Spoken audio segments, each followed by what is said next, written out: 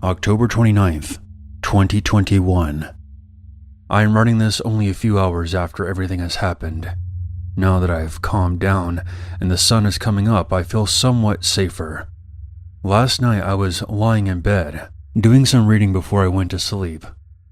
I feel that it's important to clarify that I live on the outskirts of my town. Still technically in town, but definitely on the edge. I live off the highway that leads into about a 15-mile long stretch of country. Woods, fields, and a few residents, but mostly open highway. So aside from the other tenants in my actual apartment building, it's normally pretty quiet in my area. My building is square with 4 apartments. All of our doors simply face outside. There is no lobby or common area of any kind. My door in particular looks out into a large field that goes uphill. I don't remember the exact time, probably somewhere between 1 and 2 a.m., when someone randomly began banging on my door, which freaks me out at the best of times in broad daylight, but especially in the dead of night. I nervously went to go ask who it was. "It's the police. You need to let me in. Now." Luckily, I watch and listen to a lot of true crime stuff, so I got suspicious real quick. He couldn't tell me why I had to let him in, and he never asked what my name was. He also didn't really sound like a cop, if you know what I mean. Obviously, I was feeling creeped out, so I called 911 to confirm that there was actually an officer at my address. They said there wasn't. At this point, I am full-blown having a panic attack, and I call out through the door that I'm on the phone with the actual police, and the guy just bangs on my door one more time, then stops making any kind of noise. I presume that he had just ran off. They dispatched 2 police cars to my apartment, and the officers took a good look around. Unfortunately, the perpetrator was long gone by this point, and I didn't see him, so I couldn't give a physical description of him or anything. But the cops said 2 things that made me feel better. 1, they would do more patrols in my area over the Halloween weekend, and 2, it was likely a Halloween prank, because the bar down the street from my apartment had a party and had just closed not long before this happened. Always trust your instincts, and remember that if you have any doubts about someone claiming to be a police officer, call 911 and confirm that they really are. Both the dispatch and the officers who came to my apartment told me that you're not going to get into any trouble for verifying that you're talking with an actual police officer. This also applies to situations where it's nighttime, so you can't really see if it's a real cop car behind you or not. If you see flashing lights behind you on a back road or in a dark area, put on your hazard lights and call the local police department to make sure it's actually a police car. Better safe than sorry. Anyways, I hope that anonymous man at my door was merely a drunken Halloween prankster and not somebody who had any sinister intentions. Update: November 17th, 2021. I'm going to address a few things because I keep getting comments and messages about them. I'm still fine, by the way, and the incident hasn't reoccurred, but I agree with the sentiment that this wasn't a prank, but someone with malicious intent. It seems that the police were able to scare him off, or they moved on elsewhere. I've also purchased and installed a doorbell camera, as well as an exterior camera that's hidden, so that I won't be caught unaware again.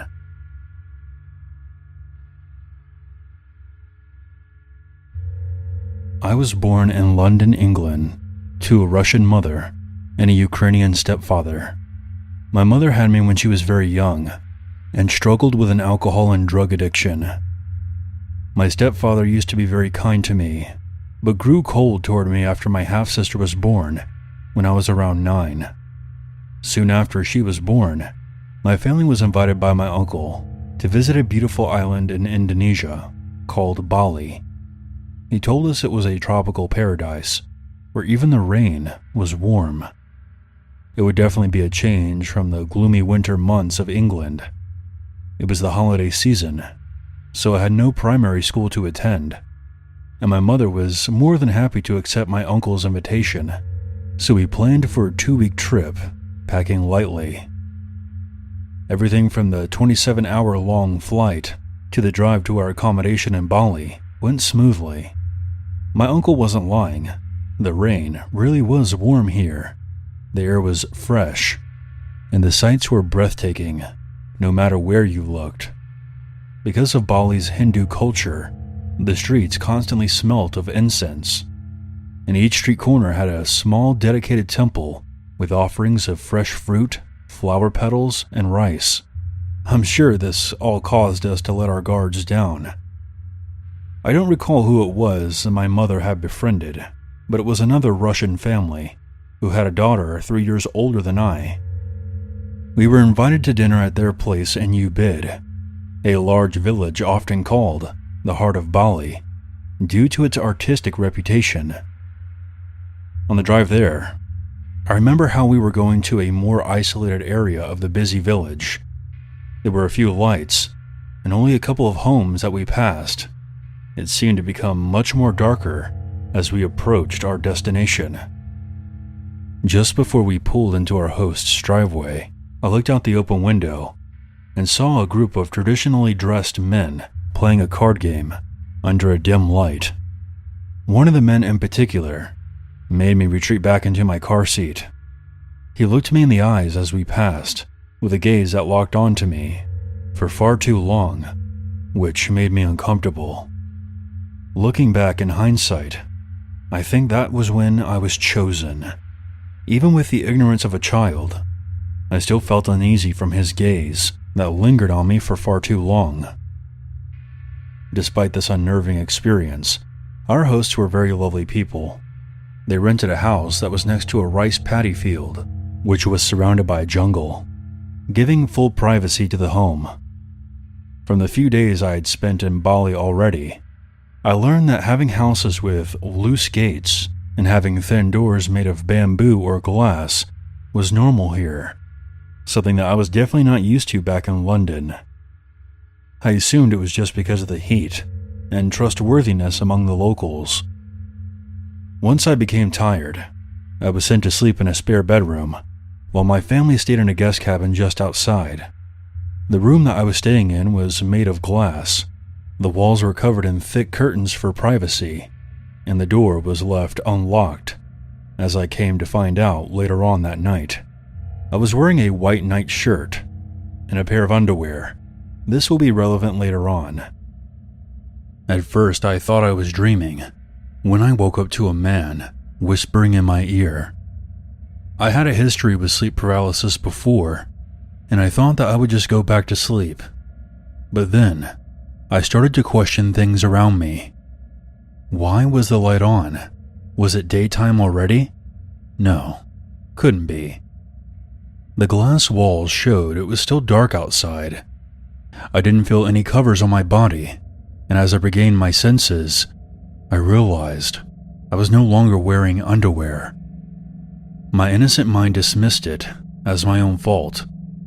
I then turned to see an unfamiliar man lying next to me. My mind went straight to panic mode. I was now fully awake and could comprehend his words. "Come with me. Be quiet. Please don't scream." The man was dressed in all black, and he had black, slicked-back hair. He looked to be about middle-aged and overweight. I will never forget his face and how he looked at me with eyes full of lust. I was still too young to understand what a pedophile was. All I knew was that this man wanted to hurt me, and I had to get away. The intruder eventually lost his patience with me and pulled out a large knife from his belt. I instantly did what he told me to do. To this day, I don't know why I didn't cry. I was still probably hoping it was just a dream, but I walked out of the room with my kidnapper. He was gripping my arm so tightly, it bruised. As we passed by the cabin my family should have been sleeping in, I screamed my mom's name once we got outside of their door. He tried covering my mouth, hissing threats of stabbing me in my throat. I screamed louder, but no one came. For some reason, at that moment, I thought that he had killed my entire family. It was the only reason that they wouldn't have come. I would later learn that my baby sister had caused my mother and stepfather to drive back to our original hotel room, but I didn't know that at the time. I really thought that they were dead, and it made me lose what little fight I had in me. He started to drag me further away from the house, through the bushes and into the jungle. He was wearing boots while I was still barefoot. I'm not sure how long he pulled me for, but I eventually found the courage to try fighting him off. I wanted to see my family. I didn't even think of myself. I wanted to see my baby sister, and the thought of anything happening to her filled me with anger. I tried kicking him in his balls, since that's what I learned in primary school if I wanted to hurt boys, but I was too weak, and he threw me to the ground, breaking a few bones in the process. I tried grabbing at his knife, but in the dark, I couldn't see very well. He ended up carrying me on his back for the rest of the way, taking me deeper into the jungle. Bali's wildlife at night was so deafening that if anyone was around, they probably wouldn't have heard me over all the noise the frogs and bugs were making. At this point, I was exhausted. I could no longer scream. I couldn't fight anymore. I could barely move. Once we arrived, I noticed that the place my kidnapper had taken me to was some abandoned shack in the middle of the jungle. I had no idea how long it had taken to get there, but it was still dark out. What happened to me once we got there, I'll never be able to fully articulate, but I think everyone listening knows what happened. I don't remember how long I was in there for, and we aren't talking hours. It was weeks. He would leave me alone to recover during the day, and come back at night, leaving me scraps of food before he left. All I could think about the entire time I was in there was how I was going to die here in this torture shack.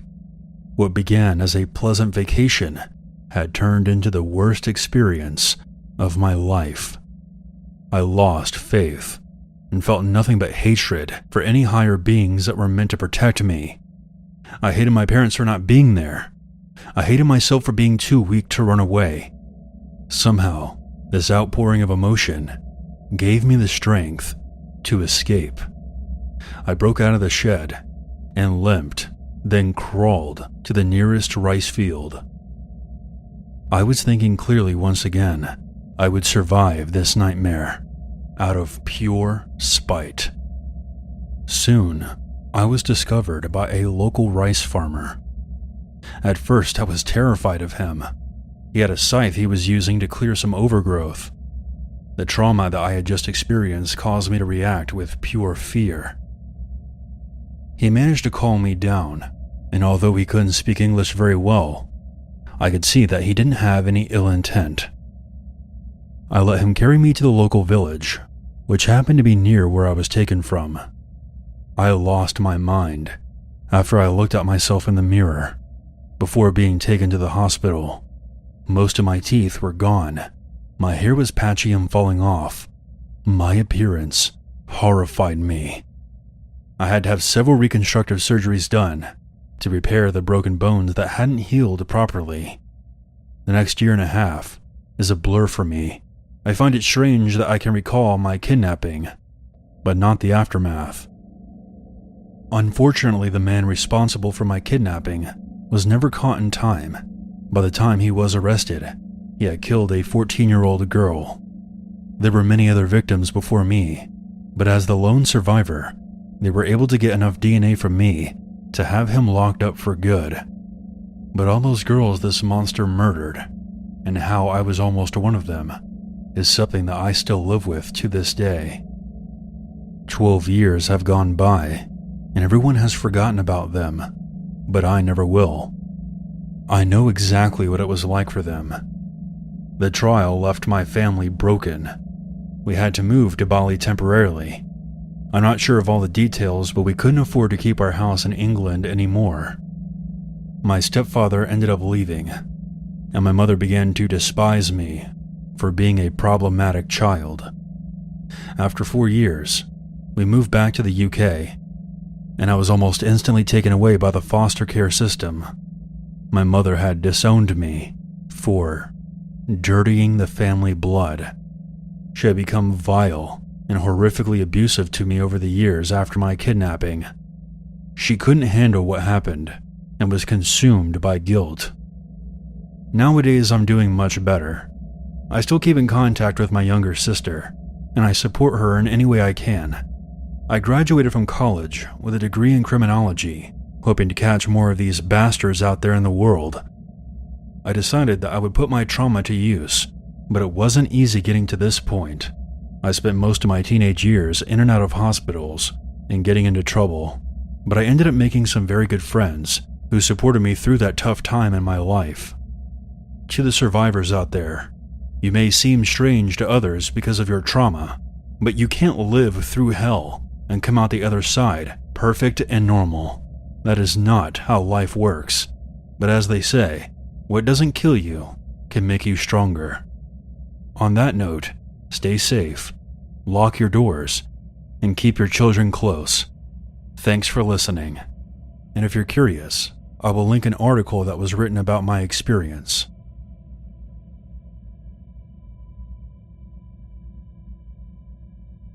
This happened when I was 7 years old. I was a very strange child. I did not enjoy playing with toys. I spent most of my time exploring the rather large woods that were behind my house.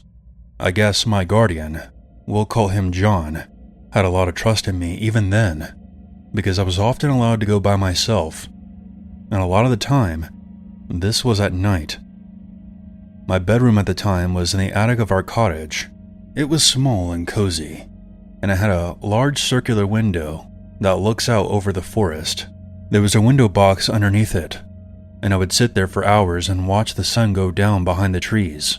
If I opened the window wide enough, I would be able to climb out onto the kitchen roof, and there was a small tool shed below that I could easily slide down onto and jump into the bushes. That's usually how I got out at night in order to go exploring in the forest.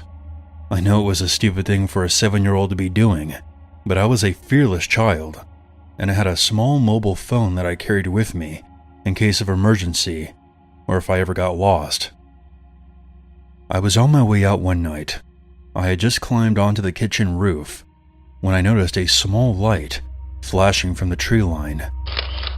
I stopped moving and tried to pinpoint where it came from, but I couldn't really see anything, so I assumed that I had just seen an outdoor light reflecting on one of the many wind chimes that were hung up around the trees, and I continued on my way. I reached the ground and had taken a few steps forward when I heard a faint sound coming from the trees. I held my breath, as I did when I was trying to hear better. I had been standing there for about a minute when I heard what can only be described as a laugh. I called out and asked if anyone was there. I didn't expect a reply, but that's exactly what I got. It sounded like an old woman's voice. I don't remember her exact words, but it was something like, "Hello, little girl. I see you." There was another quick flash. I turned and climbed back up onto the kitchen roof as fast as I could, but for some reason, I didn't go back inside the house. I guess I was just curious. I had a small pocket flashlight that I kept on the window box. I grabbed it and shined it around the garden. That's when I saw her. The woman was definitely old. In fact, she looked like a corpse. It was almost as if she hadn't eaten in a while. I remember feeling slightly afraid because she was looking directly at me. She was wearing a white nightdress, and she seemed to be swaying side to side, almost like a patient in an insane asylum. She then began whistling, The Man Who Sold the World. And honestly, that song still freaks me out to this day. It's like an omen, because strange things seem to happen to me whenever I hear it. Before crawling back into my bedroom, I remember noticing a camera in her hands. I know after I went back inside, she stayed for a while longer, because I saw a few more flashes outside before I fell asleep. Needless to say, I locked my window at night, and though this incident did not stop me from going back out, this encounter definitely made me more aware whenever I did. It's been 13 years, and I haven't seen that woman since.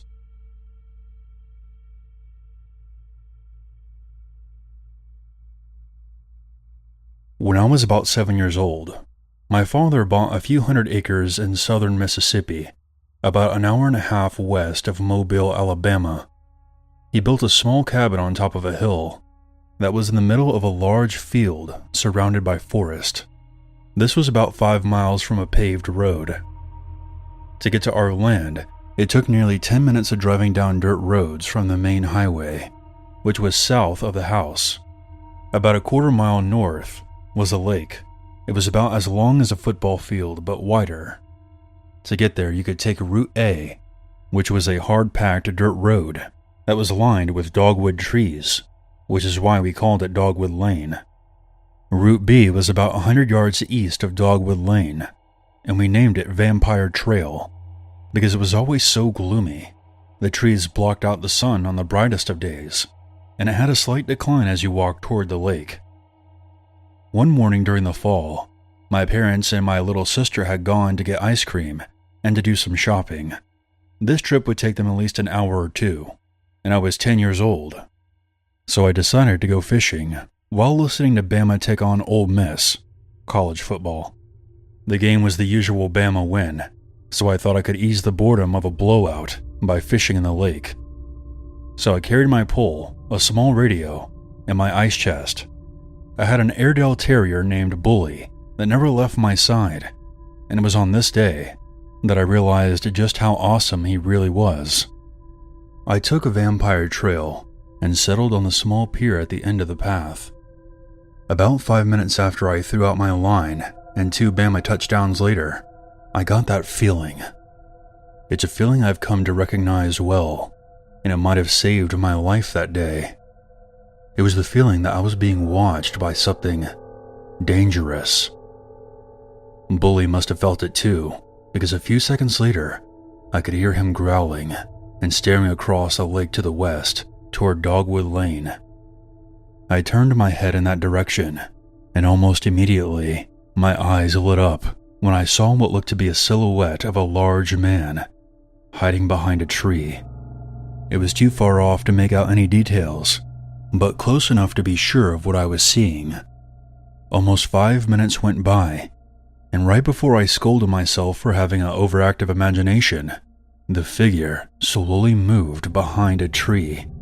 Bully stood and growled louder. I told him to quietly stop, and I kept my eyes rooted on that tree. Over the next 10 minutes, which felt like hours, I watched while this figure moved slowly from tree to tree. Scared stiff was something I found to be true at that moment. For some reason, I thought it was important that whoever or whatever it was didn't know that I was aware of it. I finally realized that the figure's path was bringing it closer to me. My paralysis broke, and I casually put down the fishing pole and started walking back towards Vampire Trail. As an adult, I was in the Army for 11 years as an MP, but not turning back to look over my shoulder that day was the hardest thing I've ever done. When I hit the tree line, I broke into a sprint. As I was running, Bully dashed ahead of me and stopped some 20 yards ahead, facing me, until I would pass him. He continued this the entire way home. My dog was watching my back. Although I can grasp how epic this was now, at the time I was so scared. I was literally sick. Even at a young age, I knew that a large man trying to creep up on a 10-year-old boy was up to no good. When I got back to the cabin, I immediately locked the door and got one of my dad's shotguns, as well as his .38 revolver. I sat in front of the large window, my eyes glued to both of the trail openings. I never felt safe there again. When my friends and I, or my younger sister, wanted to go anywhere other than the area around the cabin, I made sure that my parents were with us. What scares me the most, though, is the fact that our closest neighbors were about 2 miles northwest of us, with thick woods in between. Had something happened, no one would have came to help. I still wonder who the hell was watching me from the woods that day. I guess I'll never know. I sometimes wish I could go back there, as a grown man with military training. Bully lived a full life, and passed away peacefully when he was very old. He was the best dog I have ever known. This happened to me about 3 months ago. A bit of background about myself. I suffer from chronic pain from a back injury that has been operated on 3 times. Most of the time I deal with it and live my life, but every few years it really gets to me. I go into these bad states of depression, and I stop talking to my family, and generally turn into a hermit. When this happens, my family gets very worried that I'm going to hurt myself. I have no idea why. I have never made an attempt or even said that I was planning to. They send me to a psych ER, at which point they usually put me on a 5150. For those who don't know, that means a 3-day hold. They send me off to the local psych ward. None of this has really bothered me before. I have good insurance, so the place they send me is basically like a hotel, where you can't have shoelaces. When they wheel you in is the worst part, and if you're admitted in the middle of the day like I was, you're wheeled right through the day room, where all the other patients stare at you coming in. This might be a good time to describe myself. I'm a male, just a bit over 6'2", around 285 pounds, with tattoos covering both arms. And since I have been depressed for months, my beard and hair were out of control at this point, and I looked like a generic biker. So generally I don't ever have a problem with people trying to mess with me. I'm a very friendly guy, but unless you know me, I don't look like it. As I have been through this a couple of times before, I know the gist of what's going to happen. They take all my info, make sure that I have no laces or anything with strings, and they then show me to my room. This psych ward is co-ed, but roommates can only be the same sex. It's also low security, meaning everyone in here is supposedly non-violent. My only problem with this place is that they have people like me with no history of mental illness who are just going through a hard time, mixed in with all different levels of patients. But in the last 2 visits here, I've never had a problem with anyone, and I was hoping that I would just do my 3 days and be done. They send me to my room, and the nurse says that my roommate's name is Tim. She also starts to say something along the lines of, Tim's a really nice guy. Which of course made me a bit weary. But we're in a psych ward. Everyone in here has some issues. These rooms are basically like any crappy motel, except maybe a bit bigger. There's 2 beds, a bathroom, which annoyingly doesn't have a full door, 1 desk, and each patient gets their own dresser. It's 3 p.m., and Tim is sound asleep, which isn't that weird, since everyone is on different medications that knock them out or make them just have weird sleep habits. So I don't think anything of it. As a matter of fact, after spending hours in the ER, and a couple more getting all signed in, I'm dead tired myself, and I decided to fall asleep, which I do almost instantly. I have no idea how long I slept for, but when I wake up, it's pitch black outside, and only the small floor light that you can't turn off is giving the room some illumination. Tim is wide awake and sitting up on his bed. Psst. What's up, man? I'm Brian. I would have said hi earlier, but you were sleeping. Didn't they say his name was Tim? I was trying to be as friendly as possible, since it's just easier to get along with everyone in places like this. Yeah, earlier I was a bit tired too. I try to sleep as much as possible so I don't have to interact with any of the demons. This should have been a giant red flag, and my cue to ask for a different room. But Tim was much smaller than me, and they search you when you first come in, so I had no reason to fear him, and I decided to make conversation with him about these demons, which I found out to him were all the nurses and doctors. After talking to him about this, I told him that I was still very tired and needed some more sleep. Okay, and it's really nice to finally have a fellow human as a roommate. I took this as a sign that he was okay with me, and that I didn't have to sleep with one eye open. I woke up early the next morning for breakfast, since I hadn't eaten in 24 hours. After I sit down, Tim comes out and sits next to me. Aside from referring to the nurses and doctors as demons, he seemed pretty normal. We chatted about normal things for a while, until he suddenly stops talking and begins staring at someone behind me. You see her? That's Jessica. She's an angel. I turned around to see a very attractive girl who looked to be in her early 20s, maybe even 18 or 19.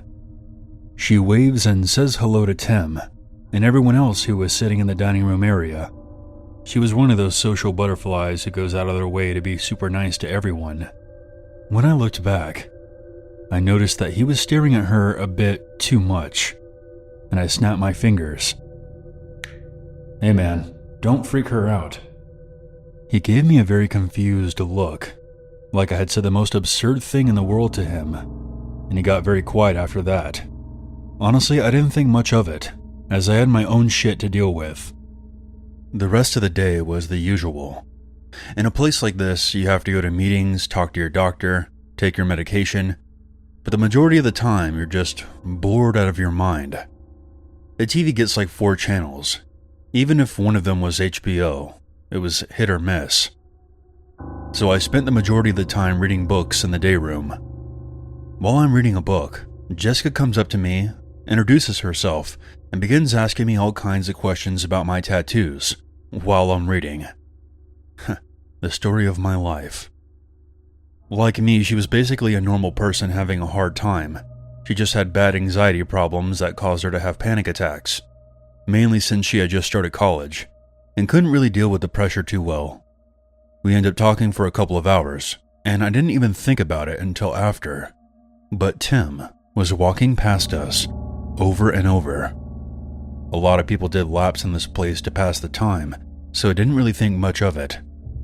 I later learned he was basically staring a hole through the back of my head the entire time.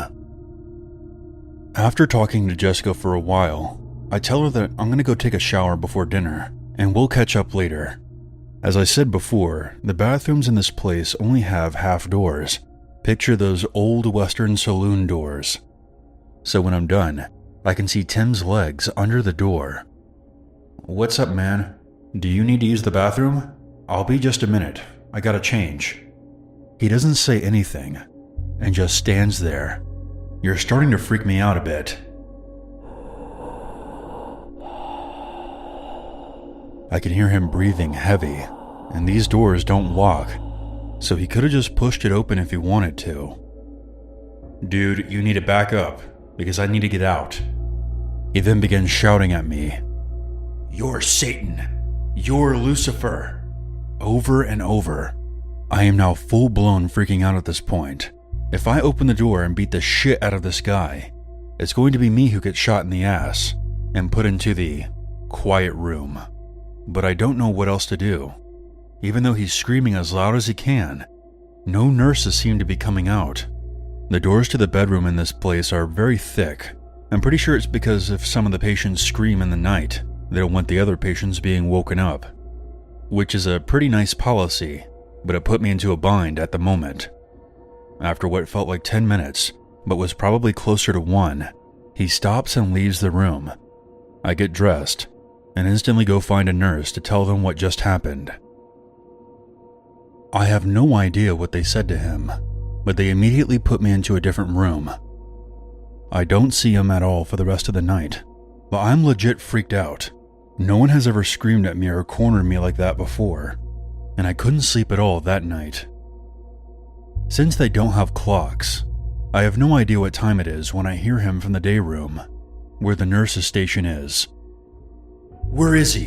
Why isn't he coming back to sleep?" It was the same tone he was using when he was screaming at me in the bathroom. I cracked the door just a bit, so I could hear the nurse talking to him. "You'll see him in the daytime, and you can talk to him then. Now go back to bed." "But I have to see him tonight. It's an emergency." This goes on for another 30 seconds, before security finally gets there, and I hear a scuffle. But there was no way in hell I was going out there to see what was going on. I can still hear him yelling, but I couldn't make out what he was saying, and it eventually starts to fade. I figure that he was escorted to the quiet room, which was on the opposite side of the ward. Needless to say, even with him in the quiet room, I laid awake the entire night.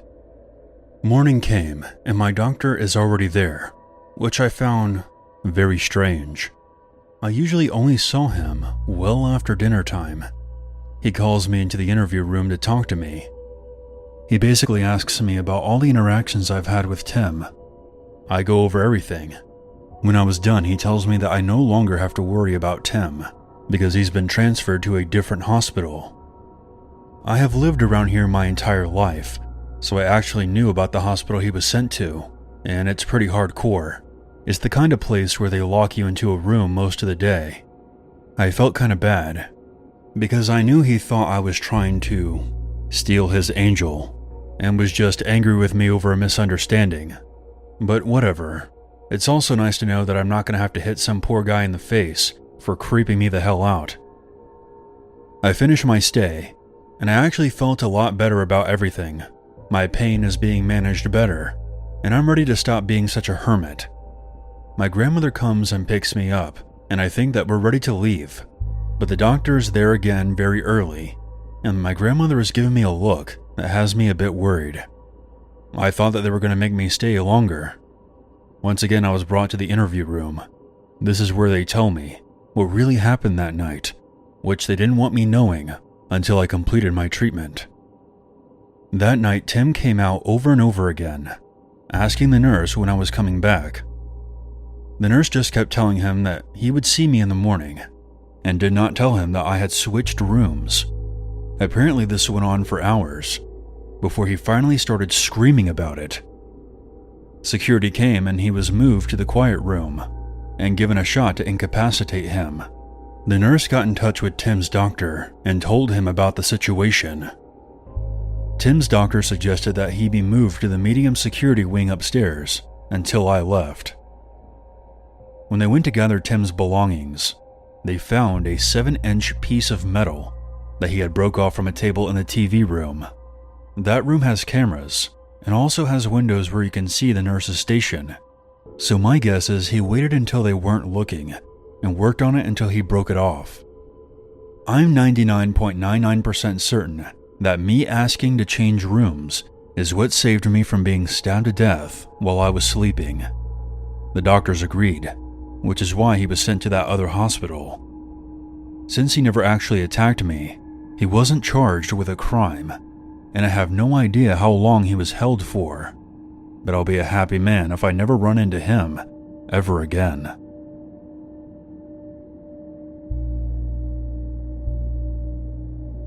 This is something that I've been wanting to talk about for a while, to be sure that everyone is cautious and stays level-headed at all times. Now, for some context, I lived in the middle of nowhere, Canada.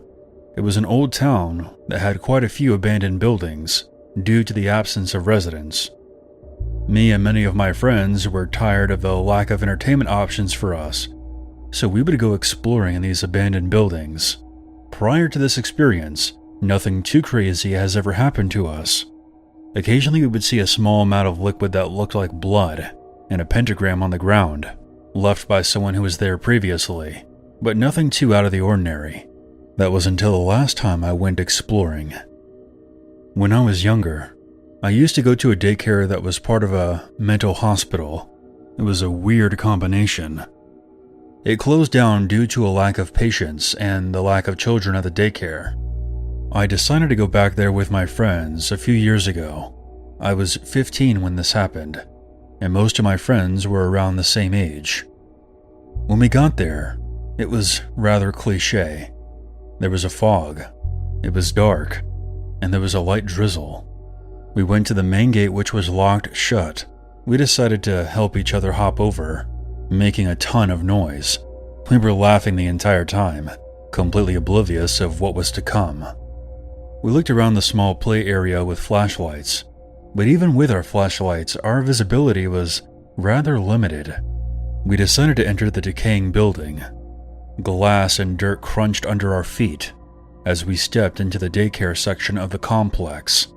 There were still old Legos, wood chips, torn dolls, and toys strewn about. The further we went into the daycare section, we naturally became more and more silent, until all we could hear was the sound of the dirt crunching under our feet.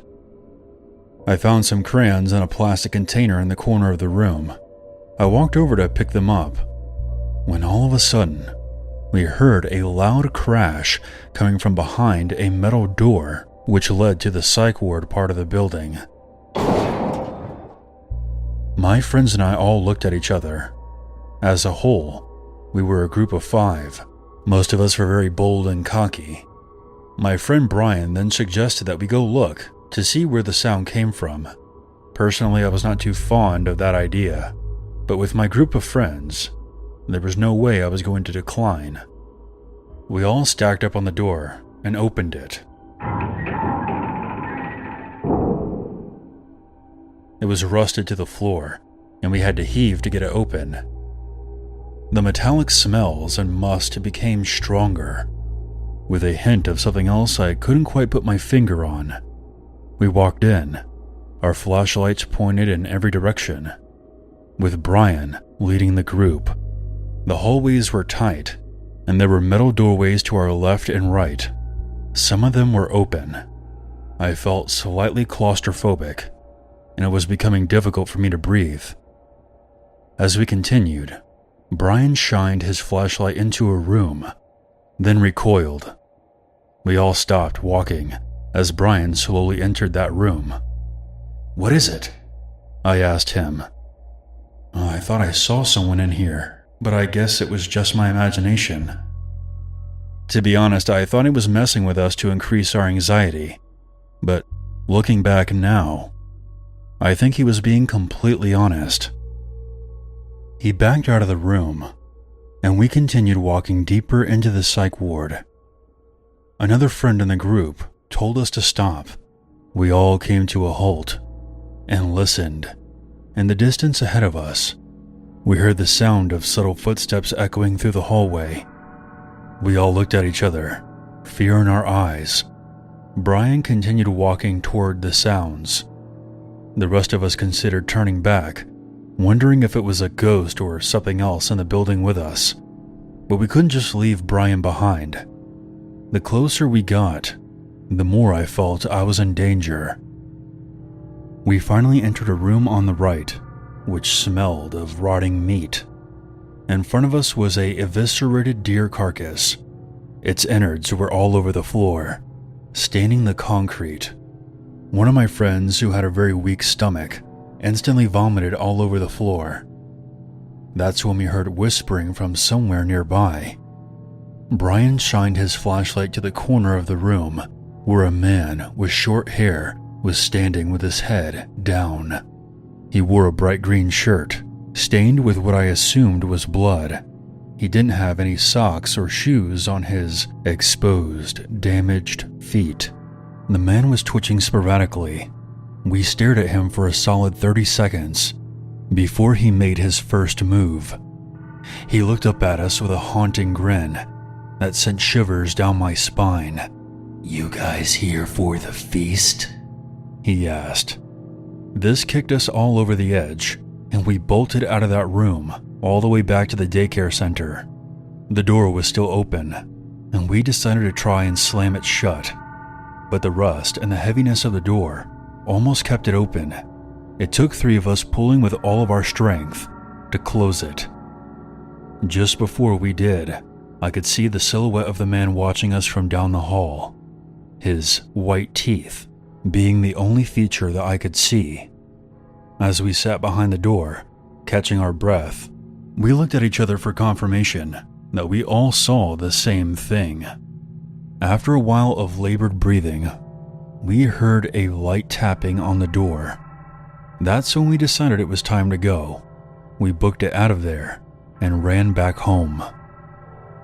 A year after we visited that spot, the police went there to do a routine check of the area, and they found that man. It was stated that this person used to go to the psych ward before it closed down. He escaped the facility that he was transferred to and lived off of the wildlife around the complex. When the cops brought him in, he had a series of diseases and sickness from eating raw meat. His mental condition was much worse than before. There were other rumors that he killed somebody in the forest while searching for food. So if you're going to go exploring in abandoned buildings, don't forget my story, and always be on your guard.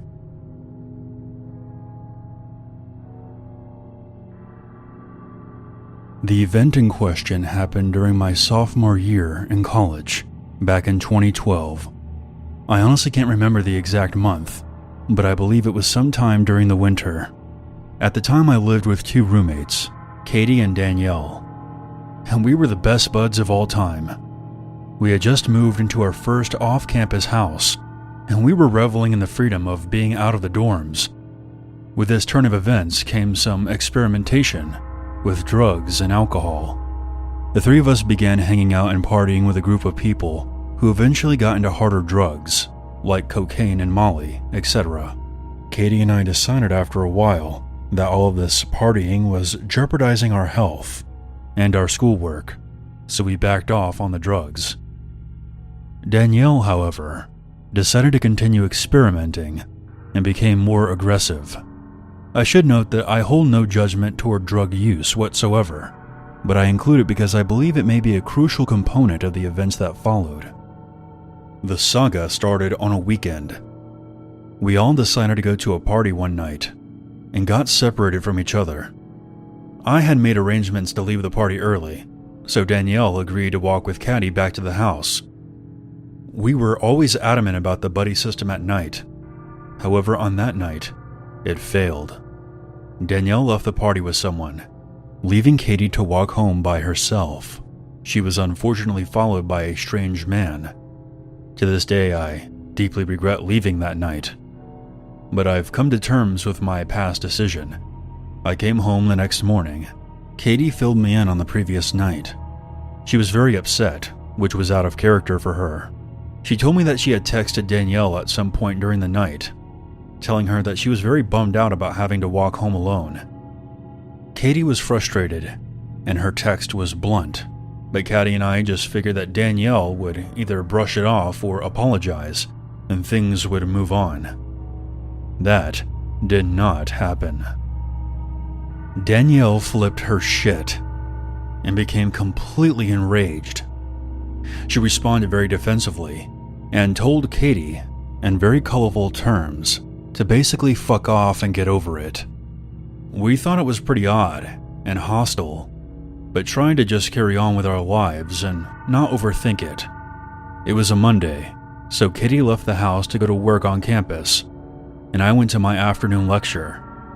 Sometime while I was in class, Danielle came into Katie's workplace in the Student Rec Center and began screaming at her in front of 60+ patrons, calling her all kinds of obscenities. She was escorted out of the building by security and somehow made her way back to our house. I should also note that Danielle's mother was visiting this week and was with her the entire time. I believe she was terrified of her daughter, which is why she never intervened. By the time she arrived at home, I had returned from class and was making food in the kitchen. At this juncture, Danielle's rage was centered on Katie, not me. I tried to let the two of them work it out without my intervention, but Danielle cornered me in the kitchen and told me how angry she was with Katie. I have never seen rage in someone's eyes like that. I refused to engage with her and retreated to my room in the back of the house. I sat on my bed and took some deep breaths. That's when I heard Katie coming up the side yard. She was crying on the phone with her mom, telling her what had just taken place at work. I immediately felt this horrible pit in my stomach, as I knew they were about to confront each other again. The door opened, and Katie walked in. I was still in my room when I heard them start yelling at each other. Katie stood up for herself, telling Danielle that she was way out of line, and Danny retorted with more obscenities. The yelling turned into full-on screaming, and I had finally had enough. So I went into the living room where they were arguing. Danielle's mom was there as well. I told Danny to knock it off and leave, to which he told me to go fuck myself. This gave Katie time to try to bolt into her room, but Danny followed her and slammed Katie's hand in the door as she was trying to barricade herself. Things had gotten way out of hand. I went outside on our front porch, and Katie followed me outside. A few seconds later, we heard Danny's mom screaming for her to put something down. We looked at each other in terror. I told Katie to run away and to call 911. At that moment, Danny flings open the front door, holding a giant kitchen knife raised above her head, and screaming at the top of her lungs at Katie, saying that she was going to kill her. By this time, all of our neighbors were standing outside, trying to figure out what the hell was going on. I'm not a very confrontational person, but like hell was I going to let someone kill my best friend. So in a split-second decision, I lunged at Danny and somehow managed to get the knife away from her and threw it on the front lawn. I ran to grab it, at which time Danielle had gone back inside to grab another knife. This time, she turned it on herself and asked me if I wanted to watch her end it all. Something had gone terribly wrong with Danielle. Her mother was hysterical by this point, and I kept pleading for her to stop. I then blacked out. When I came to, I was running down the street with Katie. We soon took refuge at a neighbor's house. All the while we could still hear Danielle's blood-curdling screams down the street.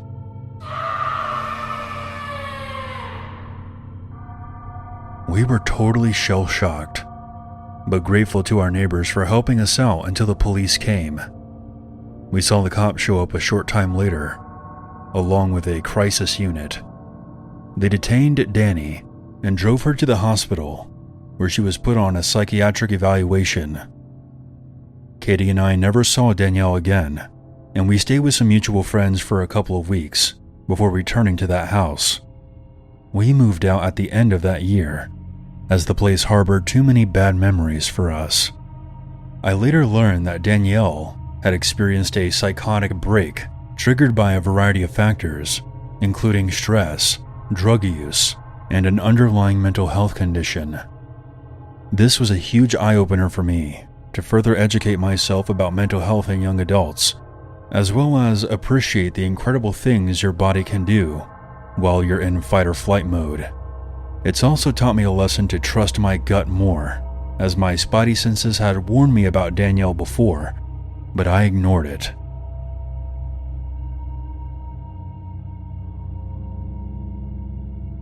This is somewhat of a convoluted story, so please bear with me as I try to convey everything that I can recall about what led me to the conclusion that my former housemate could have potentially been a serial killer, or one in the making. It was the summer of 2015 when I moved in, and at first appearances my housemate Mike was somewhat normal, if not a bit socially awkward and dysfunctional.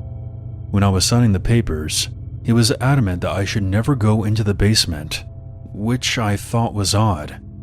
But I really needed a place to stay, and everyone has their little quirks, so I just chalked it up to that at the time.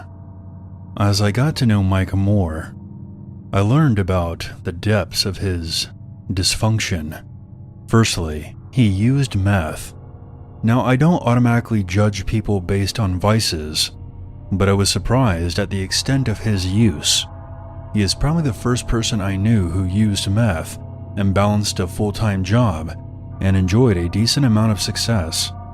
The reason this is important to the story is that when he would be around the house, drinking and using, he would start to run off at the mouth, joking that if I smelled lye coming from the basement, to not think anything of it.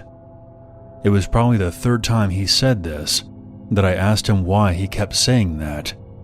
He responds with, "I use chemicals to clean up after the bodies," with a creepy grin on his face. I tried to chalk it up to a bad sense of humor, but it didn't sit right with me. He was also very particular that I let him know about my coming and going and my work schedule. I remember him being shocked and uncomfortable one day that I ended up taking off of work because he didn't realize that I was home. I remember that day because there was a lot of clanging and what sounded like muffled shouting coming from the basement. His car was in the driveway, but he was not in the main house or his bedroom.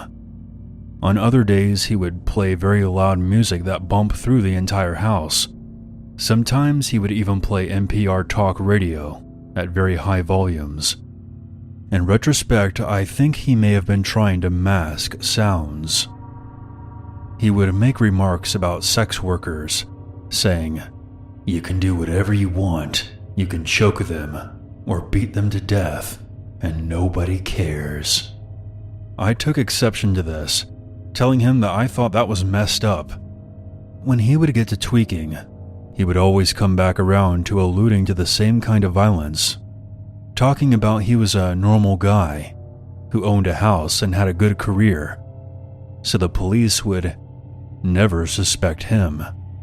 At this point, I think he has gone too far to simply be joking. I was in a weird position. Money was tight at the time, and I didn't have very many options. I tried to convince myself that even if he was messed up, he probably was just engaging in some outward fantasism.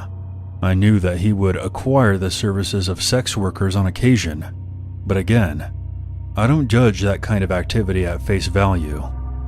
But I was becoming concerned. One day when I was doing laundry, I caught a whiff of decomposition. The house we were in was in southeast Portland and was relatively new. Having grown up in upstate New York, I know that animals can sometimes be trapped in the walls and die. But this was in the garage. There were no animals scurrying about. This was both strange and telling to me.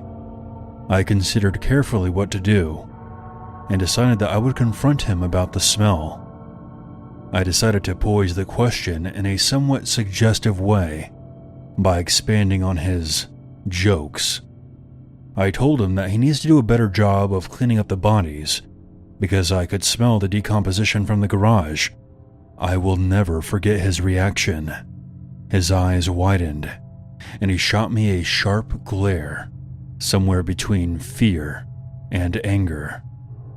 He stumbled over his words and eventually responded with, "What? Really?" "Yeah, really." There was a few seconds of awkward silence before he said, "Thanks for letting me know." He then promptly went to his bedroom and closed the door. A few days after that, he went into the upper crawl space in the garage while I was doing laundry.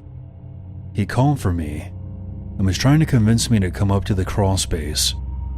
My body locked up. My instincts were screaming at me that if I went up there, I would not come back down. I gave him some excuse about having to go somewhere, packed up my laundry, threw it in my room, and quickly left. He spent a lot of time in the padlocked basement without a doorknob. The only way inside was through the backyard. I wish I would have gone down there in retrospect to either confirm or dismiss my suspicions once and for all.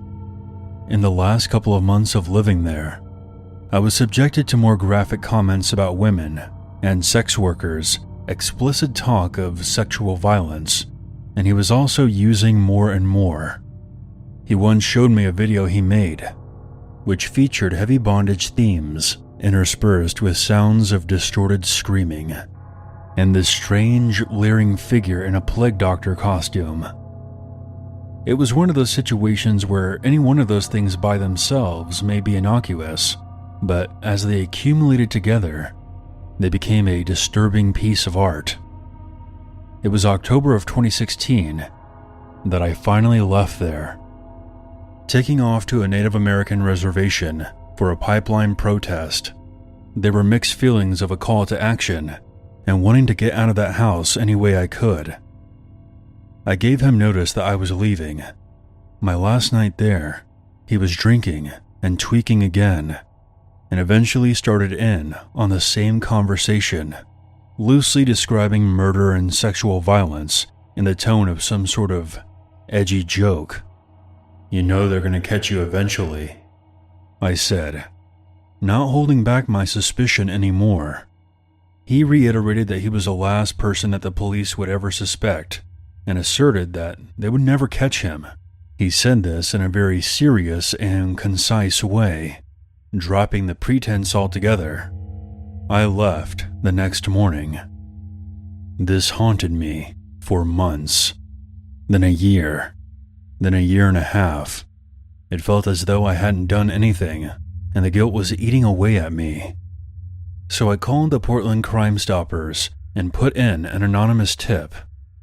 When I did, the operator started going back and forth, putting me on hold, because the phone call had piqued the interest of the police sergeant who was assigned to the call center. So they were asking me detailed questions about his vehicle, the house, the methods he described, etc. It seemed like they had taken an interest. I gave them as much information as I could, and left it at that, feeling just a bit better that I at least tried to do something about it. Fast forward to recent times. I told my mother all about this, and she became very interested, asking what house this was, and she ended up pulling it up on Google Maps and put it up on Street View. I noticed that there was a large enclosed trailer sitting in the driveway that wasn't there before. I could provide a few theories as to why it might be there, but cannot put together a practical reason for it. Admittedly, this is pure conjecture, but I can't help but wonder.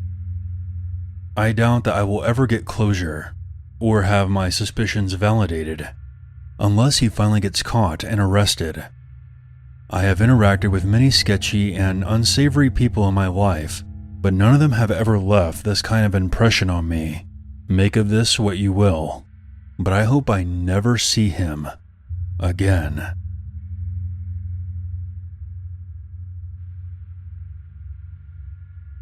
This happened over the course of a year, when I was between 15 and 16. I'm 20 years old now, and it's only been recently revealed to me just how messed up the situation really was. I was obviously still living at home at the time, but my sister, who is 7 years older than me, had moved out and was living with her now husband, his high school best friend, and some other guy who they met through one of those find a roommate sites. He was kind of the reclusive, nerdy type, who preferred hiding in his room watching Star Trek and playing computer games, rather than hanging out with the other roommates. And the only person he ever really seemed to want to be around was his similarly shy and nerdy girlfriend. For a bit of context to the story, when this happened he was 28 and she was 24. They were both a bit weird, but initially seemed entirely harmless. For the sake of the story, I'll refer to the normal roommate as Frank, the strange roommate as William, and his equally strange girlfriend as Amber. Now, my sister and I have never really had the best relationship with our parents, and at this point things were especially rocky. Our mother was dating a guy who was, to put it kindly, an abusive sack of shit who seemingly hated me and would find any excuse to go off on me. As a result, I spent a lot of time over at my sister's place. It was around this time that William and Amber started to get very strange. As I mentioned earlier, the two of them were always kind of odd. They only ever seemed to want to talk to each other, and would even go as far as to ignore anyone else who tried to speak to them. Amber was far worse than William in this regard. He would at least give you brief responses most of the time. Amber had a creepy habit of just blankly staring at you for a couple of seconds, then walking away if you asked her a question or tried to engage in conversation at all. That wasn't the strangest thing though. When I would stay over, I would sleep on a futon in Frank's office, which was on the ground floor. It happened to be next to the downstairs bathroom, which for some reason Amber preferred using to the one upstairs. She would take long showers in the middle of the night, which was whatever. I'm a pretty heavy sleeper, so I generally slept right through them. One night, however, I stayed up super late doing some revisions to my homework. I happened to be awake when she finished one of her late showers. I was too absorbed in my task to really pay attention to anything else, but I definitely noted hearing the shower shut off because it was an indicator of how late it really was. Approximately 10 minutes later, I look up from my laptop, and there she was. I always kept the door open just a crack, because that room tended to get unbearably hot if I didn't. Amber was just standing there, outside the room, completely naked, watching me through the open crack in the door. I said her name and asked if she was okay, which seemingly startled her, because she then walked away pretty quickly. I convinced myself that in my over-caffeinated, sleep-deprived state, I just imagined the whole thing, and I didn't mention it to anyone. Fast forward around a month later, I head over to my sister's place one night to find Frank a bit agitated about what he perceives to be a peeping Tom problem. He found fingerprints on the outside of his office window in such a way that it implied someone had been pressing up against the glass and looking in. The blinds in this room were slightly too small for the window, so you could see in from the outside, and the room was in the front of the house, with the window easily accessible from the street. He was concerned that some random passing pervert had been spying on him while he was having a private moment in his office, or some potential burglar had been sizing up the joint. The police were called, but since he didn't have any external CCTV at this point, no evidence could be provided, and ultimately, nothing could be done. Soon after, Frank installed both internal and external cameras on the house. This was installed while William and his girlfriend were away on holiday, and I guess everyone had forgotten to tell them about it. A couple of months later, I went to my sister's to find that William's room was empty and was informed that he had moved out. Of course, I asked why, and I was told that he and Amber were a pair of fucking creeps, and the others had collectively decided to kick them out. Apparently, Amber watching me through the office door was not a one-time incident. The security footage revealed that she did this frequently, sometimes for as long as 20 to 30 minutes. I was just usually asleep when she was doing it. Not only that, but the fingerprints on the window had apparently been from William standing outside watching me after I had showered and was hanging out in just a towel, which was a less regular occurrence, but apparently was caught on camera enough times for it to be concerning. As if this wasn't creepy enough, I was recently hanging out with my sister and her husband. He made a comment about how he wished they would have told me the entire story at the time, so that I could have pressed charges.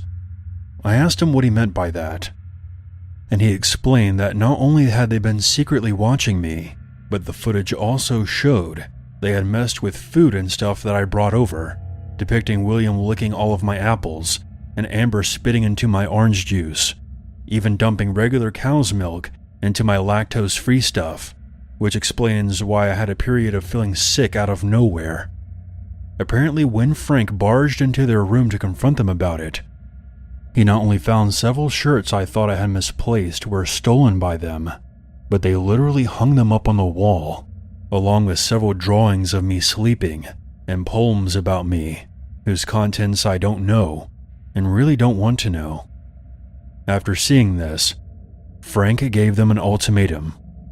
"You have 2 hours to get the fuck out of this house and never contact any of us again, or I'm calling the police. They took the former option, but I still feel sick thinking of what they were potentially planning for me.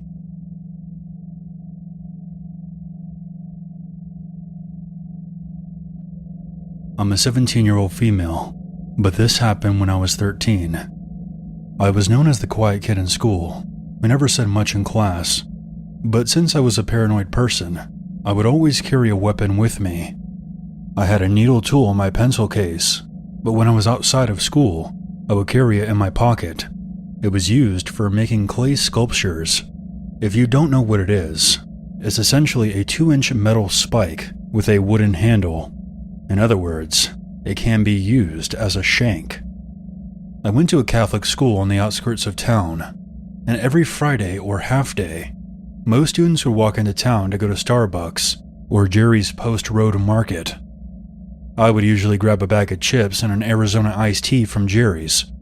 All the girls would walk together in one gigantic flock, but since I was a loner, I would always end up walking by myself.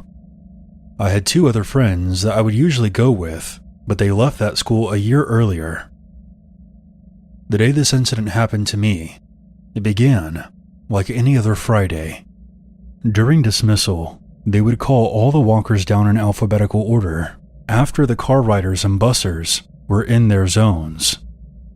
After they dismissed the walkers, I went to the cafeteria bathroom to change out of my uniform. Since it was May, and the weather was really warm, I brought a pair of shorts and a t-shirt to wear. I put the clay tool in my shorts pocket. After I was done changing, most of the walkers had already left the school. However, the walkers from the nearby high school, which my brother attended, had just been dismissed, and since there were usually a lot of them, they would be clogging the sidewalks. The route that I usually took to Jerry's was to walk all the way through town, which was maybe a mile long, but since it was so crowded, I decided that I would walk through a jogging trail in the woods that began behind a church. For the first couple of minutes, everything was fine. I saw a lot of rabbits, and even a family of deer in the woods. Eventually I heard footsteps, followed by muffled laughter, coming from behind me. When I turned around, I saw a group of older boys from the high school. I knew them because they were friends with my brother, but he wasn't there that day. He was in Manhattan for my grandfather's 78th birthday. I couldn't go because I wasn't allowed to skip school. The first guy's name was Nick. He had long blonde hair and always wore a Beatles t-shirt. The second was Blake. He was a ginger who really liked screaming my name at the top of his lungs whenever he would see me in public. The last guy was John. He had light brown, messy hair and was known as the dangerous guy, who was always accepting dares, no matter how crazy. When they spotted me, Nick called out, "Eileen, you ready to have a bad day?" I began to pick up my pace. "Hey, don't walk away from us," I heard Nick say. They then began running towards me, so I turned around again.